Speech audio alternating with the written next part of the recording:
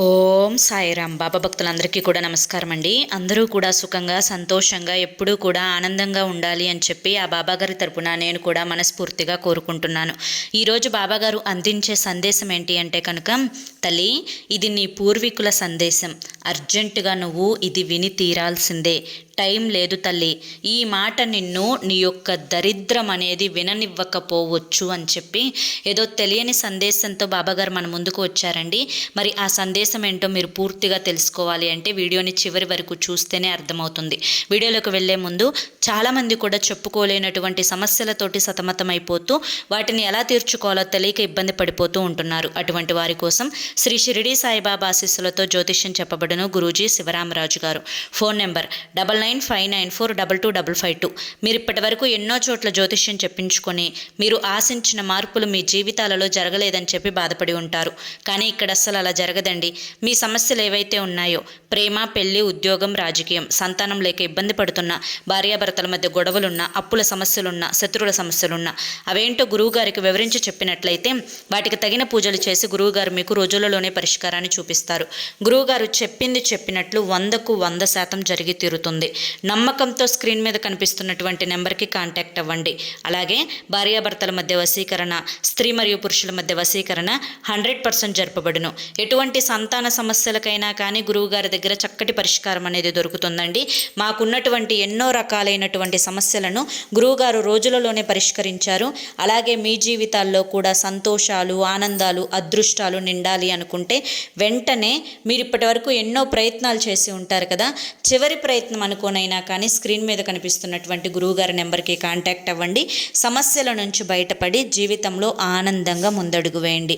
తల్లి, నీ పూర్వీకులు నీతో ఒక సందేశాన్ని చెప్పాలి అనుకుంటున్నారు. ఆ సందేశం వినడానికి నువ్వు తొందరపడాలి. దీనికోసం అని చెప్పి నీ యొక్క దరిద్రం ఏదైతే నిన్ను వెంటాడుతుందో ఆ యొక్క సందేశం నిన్ను వినకుండా అడ్డుపడవచ్చు. ఎందుకంటే ఆ యొక్క కర్మానుసారం అనుభవించాల్సినటువంటి కర్మలను నీ యొక్క పితృదేవతల యొక్క ఆశీర్వాదంతో నువ్వు పడే కష్టాలు కొన్నింటి నుంచి విముక్తి పొందే అవకాశాన్ని ఆ యొక్క పితృదేవతలు నీకు అందిస్తున్నారు. అయితే ఎప్పుడైతే నీ యొక్క పితృదేవతల యొక్క ఆశీర్వాదం నీ మీద బలంగా పడిందో అప్పటి నుంచి నీ జీవితంలో ఏర్పడేటువంటి కష్టాలు, దుఃఖాలు, అనర్థాలు అన్నీ కూడా ఒక్కొక్కటిగా మాయమైపోవడం జరుగుతుంది.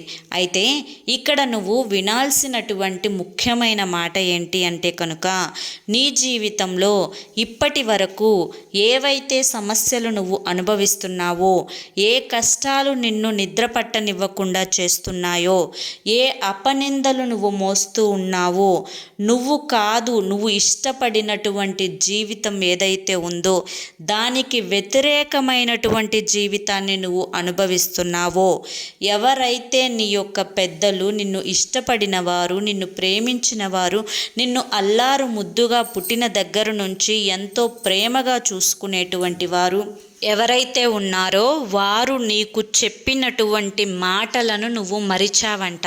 అయితే వారు ఏ బాటని నీకు జీవితంలో ఎదుగుదలకు చూపించారో ఆ యొక్క మాటలను పూర్తిగా మర్చిపోయి వాటికి వ్యతిరేకంగా నువ్వు ప్రవర్తిస్తున్నావట. అలాగే నీ జీవితంలో కష్టాలకు, కన్నీటికి, బాధలకు నీ యొక్క కోపం, ఆవేశం, నువ్వు ఆలోచించకుండా మాట్లాడేటువంటి మాటలు, ఎదుటి వారిని గుడ్డిగా నమ్మడం, ఎదుటి వారు కుడుమిస్తే పండగలాగా వారితో ఉన్న విషయాలు అన్నీ కూడా పంచుకోవడం, ఇవన్నీ కూడా నీ యొక్క సమస్యలకు తీవ్రమైనటువంటి ప్రభావాన్ని చూపిస్తూ ఉన్నాయి. నువ్వు ఇప్పుడు పడుతున్నటువంటి బాధలు ఏవైతే ఉన్నాయో ఇవన్నీ కూడా దాదాపుగా 100లో 40% వాటి నుంచి వచ్చినవే. కాబట్టి నువ్వు ఇక నుంచైనా కానీ తెలివిగా ఉండాలి అని చెప్పి నీ పెద్దలు నీతో చెప్తున్నారు. ఎదుటి వారిని గుడ్డిగా నమ్మడం మానేసేయాలి. అలాగే ఎదుటివారు అందరూ చూపించేటువంటి ప్రేమ నిజమైనది కాదు.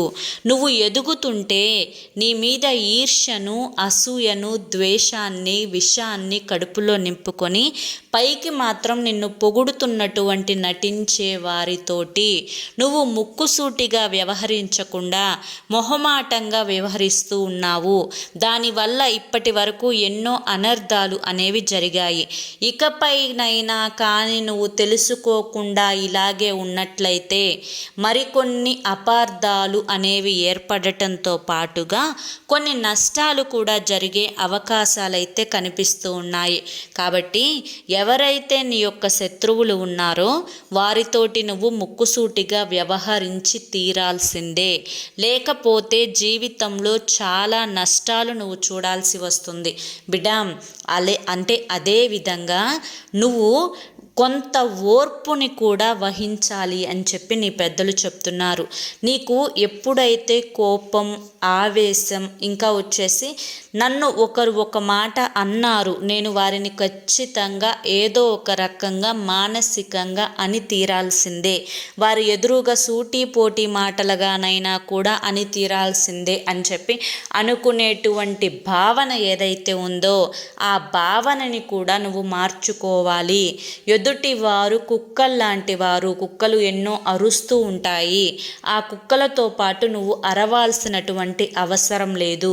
నీ ధ్యాస, నీ శ్రద్ధ, నీ ఓర్పు ఇవన్నీ కూడా నిన్ను నువ్వు ఎదుగుదలగా మార్చుకోవడానికి, నిన్ను నువ్వు నైపుణ్యంగా తీర్చిదిద్దుకోవడానికి, నీ భవిష్యత్తును నువ్వు బంగారంలా మార్చుకోవడానికి, నలుగురిలో అంటే ఏం జరుగుతుంది, ఏం మాట్లాడతారు, ఏమనుకుంటున్నారు, వీటన్నింటినీ కూడా తీసి పక్కన పెట్టి అసలు జీవితం నీతి ఏంటి, నువ్వు ఏం చేయాలి అనుకుంటున్నావు, నువ్వు ఏం సాధించాలి అనుకుంటున్నావు, నీ దగ్గర డబ్బును ఏ విధంగా నువ్వు ఖర్చు చేయాలి అనుకుంటున్నావు, ఏ విధంగా పొదుపు చేయాలి అనుకుంటున్నావు, వీటన్నింటినీ కూడా దృష్టిలో పెట్టుకొని నీ మీద ప్రేమ లేని వారిని వదిలిపెట్టి నీ గురించి నువ్వు ఆలోచించుకోవడం మొదలుపెట్టినప్పుడే నా ఆత్మ శాంతిస్తుంది తల్లి.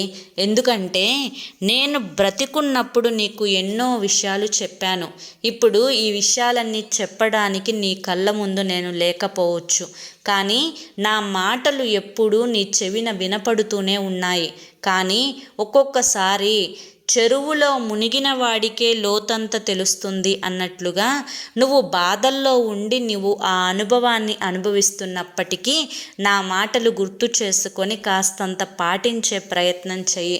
దానివల్ల నీ భవిష్యత్తు బంగారంలా మారుతుందే తప్ప ఏ విధంగా నాశనం అనేది అవ్వదు అని చెప్పి ఈరోజు బాబాగారు మనకి మన పూర్వీకులు అందించినటువంటి సందేశాన్ని చాలా చక్కగా అర్థమయ్యేటట్లుగా చెప్పారు. మరి బాబాగారు అందించిన ఈ సందేశం మీ అందరికీ కూడా నచ్చింది, అర్థమైంది అని చెప్పి అనుకుంటున్నాను. మరి ఈ వీడియో మీ అందరికీ నచ్చింది అనిపిస్తే వీడియోకి ఒక లైక్ ఇవ్వండి. అలాగే కింద కామెంట్ సెక్షన్లో ఓం సాయిరామ్ అని చెప్పి టైప్ చేయండి. మొదటిసారి మన సాయి పిలుపు ఛానల్లోకి వచ్చినట్లయితే మన ఛానల్ని సబ్స్క్రైబ్ చేసుకొని సపోర్ట్ చేయండి. మరి రేపు మరొక మంచి వీడియోతోటి మళ్ళీ కలుసుకుందాం. అంతవరకు కూడా బాబాగారి యొక్క ఆశీస్సులు మీ మీద, మీ కుటుంబ సభ్యుల మీద ఎల్లకాలం ఉండాలి అని చెప్పి మనస్ఫూర్తిగా కోరుకుంటూ సర్వేజన సుఖినో భవంతు. ఇక మీరు ఎటువంటి సమస్యలతోటి బాధపడుతున్న చివరి ప్రయత్నం అనుకోనైనా కానీ స్క్రీన్ మీద కనిపిస్తున్నటువంటి గురువుగారి నెంబర్కి కాంటాక్ట్ అవ్వండి. సమస్యల నుంచి బయటపడి జీవితంలో ఆనందంగా ముందడుగు వేయండి. జై సాయిరామ్.